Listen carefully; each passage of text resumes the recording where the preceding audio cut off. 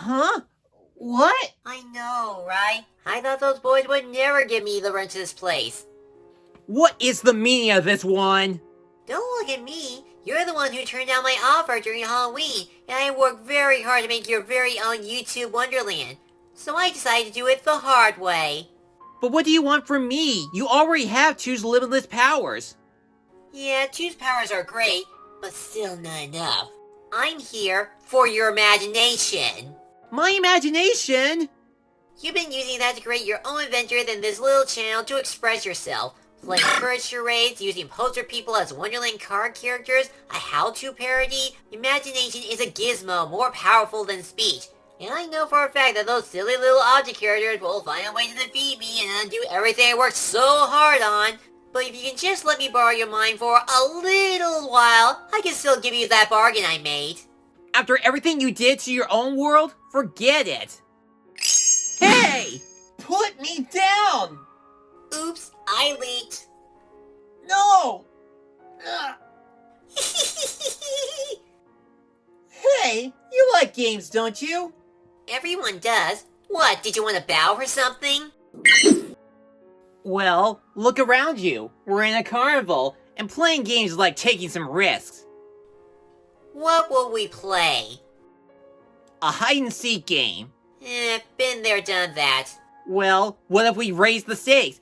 I get advantage and a disadvantage as a hider, while you get both too as a seeker. I'm listening. Well, it's simple. You count to 100 while I try to hide around the carnival. We give ourselves an advantage and each other a disadvantage. You have until 30 minutes to find and tag me with your blue zap. If you win, you can have my imagination. But if I win, I get to keep it and this new outfit. I'm really liking this.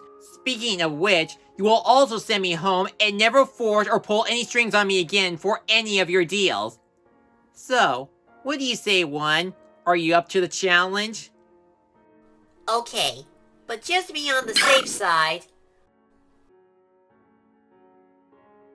let the game begin.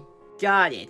For my advantage, I got the charade notes for any animation moments of this year, and I will use it to defend myself. You, on the other hand, cannot use your teleport powers. Very well. I'm allowed to fly around the park, but you had to talk about Disventure Camp Season 4 loud and clear. Good. 30 minutes starts now. 1, 2, 3, 4, 5, 6, 7, 8. In case you don't know, I've been watching and catching up to some of On Nation Cartoon's successful series, Disventure Camp. Most notably, one of the best total drama inspired series on YouTube. Even some of their spin-off series like the Staff Stories and Tom Jake are pretty good as well. But it looks like Odd Nation still have a few ideas they'd like to present for the show, as we not only got a brand new cast of contestants, but a brand new location to start the competition. After seeing their auditions one by one, the carnival is now open for business. But is the fourth season able to be one of the best generations of Adventure Camp like Revenge of the Island? Or is this one too short to achieve anything? Welcome to another episode of the Wonder Reviews. Come one, come all to the latest theme of Adventure Camp. Ray or not, here I come. This is Carnival of Chaos. In Carnival of Chaos, Derek and Trevor have reclaimed their jobs as hosts of the show and invited 18 new contestants to an abandoned carnival. But the rules of the game remain the same. They must outwit, outplay, and outlast each other in numerous challenges until the last one standing wins $1 million. So when it comes to the animation for this season, in my opinion, this one is my favorite out of all the seasons so far. Stowaki Carnival is an amazing place to look at both during the day and nighttime. Sure, it's all abandoned, but the survival aspect uses that to its advantage. It gives the cast and crew of the show a lot to work with using some of the rundown attractions and material needed to survive the harsh conditions. What's even greater is that most of the challenges are fear-themed, and they really are fun to watch. From the merry-go-round to the Truth or Dare train to the memory challenge on the roller coaster, and lots more. Yeah, it's hyped! Pay attention as they seal the flags! As it is a survival-esque cartoon, it does feature some elements from the popular reality show, like a rap billing challenge, a maze puzzle, and even an auction. In addition, the season was kind enough to bring back some fan-favorite challenges from the previous seasons, but with some upgrades like the VR contest, the Honesty Challenge, and the singing competition. What's interesting about the last one is that the song they sing existed long before Disventure Camp was created. It's their first time singing song covers outside of the personal greetings. But it's not just the challenges that are creative. In some episodes, the characters get to explore new places around the carnival like the haunted house or the circus, featuring brand new creatures or other inhabitants like elephants, a scary robot clown, and turtles. As for the other character designs, the new contestants are very recognizable as the previous players who joined the show, displaying unique features on each of them and wearing a variety of costumes like swimsuits, carnies, and more. While the character animation is more down to earth, there can be some moments where the characters bring more energy to their movements, like the choreography during the singing contest, Diego's yoga, or at times be a little bit cartoony on some like Benji. So now that we look over Season 4's animation, what about the game structure in general? Well, strangely enough, the pacing is properly organized. Nothing is rushed or inconsistent. The interactions and relationship between the characters seem intact and give each of them some equal amount of screen time from beginning to end. In other words, the 4th season managed to keep the predictions at a minimal on who's really going to win in the end. Another thing I really like is during the first 3 episodes where we get to see flashback on some of the characters. While they did introduce themselves in their audition videos, the flashbacks are similar to Survivor's post-40 seasons when the contestants share their personal lives outside of the competition. With this reference, it not only helps us identify the characters, but to help us understand why they want to win the $1 million. I'll be enlisting, facing death and pretending to be fearless. That's my strength, which will hopefully help me win this game.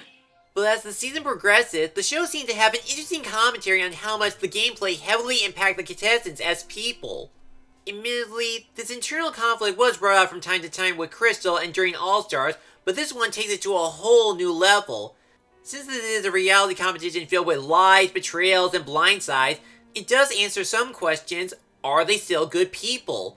Let's be honest, anyone who enters a competition would do whatever it takes to win, even if it means to involve a major threat to their game or to backstab someone. But even after all the risks and disloyalties, do they really define these players as people? Are they still on good terms with each other in the end? And we see these perspectives through characters like Spencer, Hannah, Logan, Jane, Anastasia, Isabel, Ivy, and more.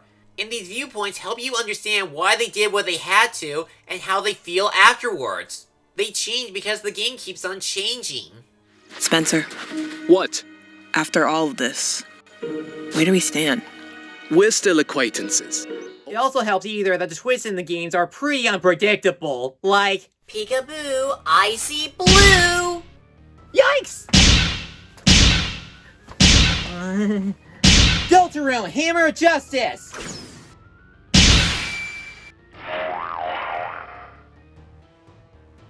Win or lose Kai! Bad move!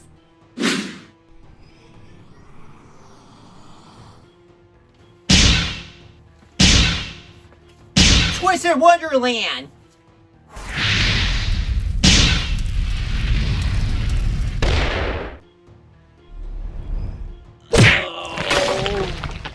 Nowhere to run. Dispatch Malevola!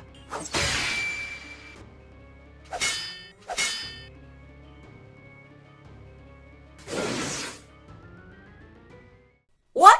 Where? There's no way she'll find me under these carnival grounds. I better hurry this review up. Well, I still have fond memories of some of the coolest contestants like Tom, Gabby, Connor, Tess, and more. The new characters were definitely a blast for Carnival of Chaos. But first, let's talk about our returning hosts, Derek and Trevor. Honestly, their roles are more minimal than in Season 1 and 3, which unfortunately, we didn't get much out of them as characters. The only returning character that strangely got a massive upgrade than last time is Emily. Back in All-Stars, she got fired as a producer for interfering with Yule during the contest and tried to cancel the show for revenge. But because she helped Trevor express his feelings towards Derek, he welcomed her back as an intern to test the challenges and judge the performances. But Emily is still haunted by the past, and she wants to show that she has changed for her friend Trevor, even if Derek still has some doubts. As for the new characters, they all have memorable personalities, character arcs, and special gameplay to show how much most of them left an impact. On top of that, the gameplay and commentary does add more layers to these characters to test their morality. Hannah, for instance, never seen the show before, nor volunteered. She was just recruited because the producer thought she would be a good addition. However, when she started making friends around the carnival, her closest allies end up leaving the game so soon. And Hannah went through a life of loss and hardship, like losing her parents or people at her bar saying goodbye to her. So the more she stays on the show, the more serious she gets and tries to get her head in the game.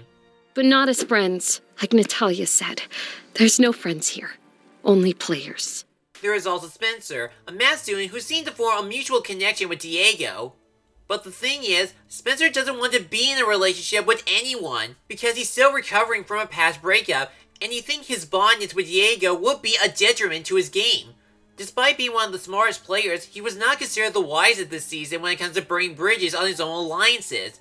But in truth, he doesn't want to hurt Diego in any way. He just wants to save Diego from Spencer himself. Up next is Logan, an Olympic swimmer that is heavily known on the show as a flipper. Whenever he joins alliances and makes friends, he would often involve someone he connected with in intent to benefit his game and break his bronze record. He's not evil or anything, and he does feel some regret when making these decisions. It's just that he knows it's part of the game and there can only be one winner. And even when he does blindside his allies, he still wants to make up for them and try to cheer them up.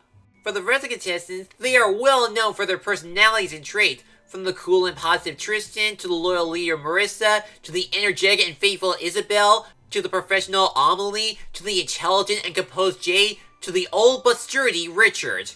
Plus, there are other contestants that do have their own goals to achieve and hope they might win in the end. Ivy is the theater actress that wants to represent the good side of the entertainment industry. Zayd wants to show his thanks to his mom for culinary school and show his love for Ivy. Benji wants to find his purpose in life than being a law student. And Anastasia is the model that wants to show everyone that there's more to her than just her beauty. What's really a shocker in Carnival of Chaos is that there's no main antagonist throughout the season. Technically, yes, there are some like Spencer that did some backstabbing and even made some bad moves, but no one here is considered a villain. They were all just giving everything that they got on winning this game. Take Linda for example. She doesn't feel like an evil person.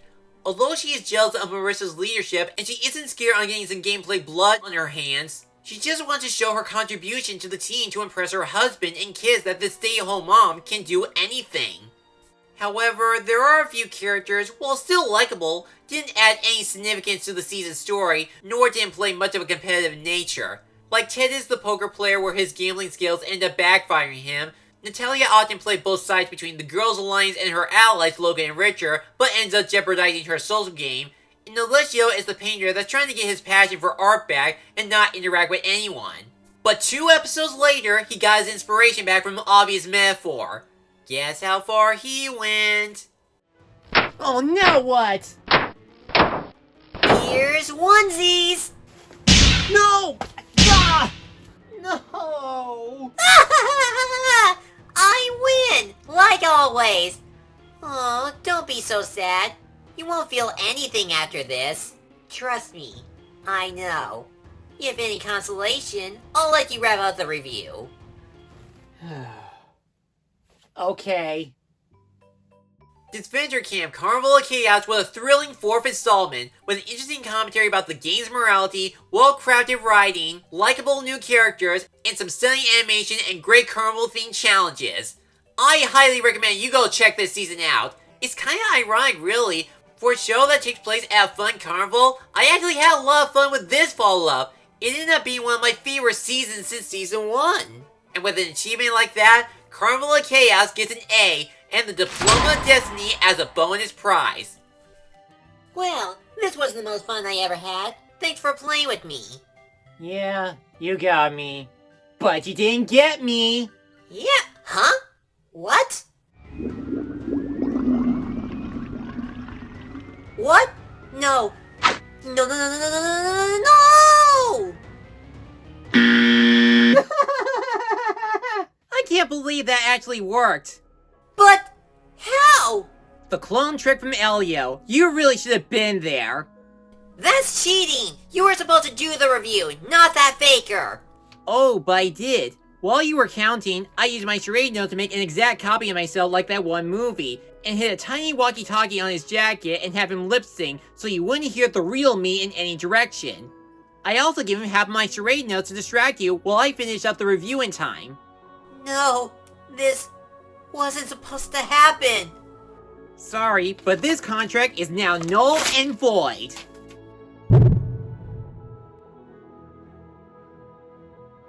Wait, after my season is over, where do you think I stand with everyone in my world? I still don't have the answer yet. Guess we're gonna find that one out ourselves.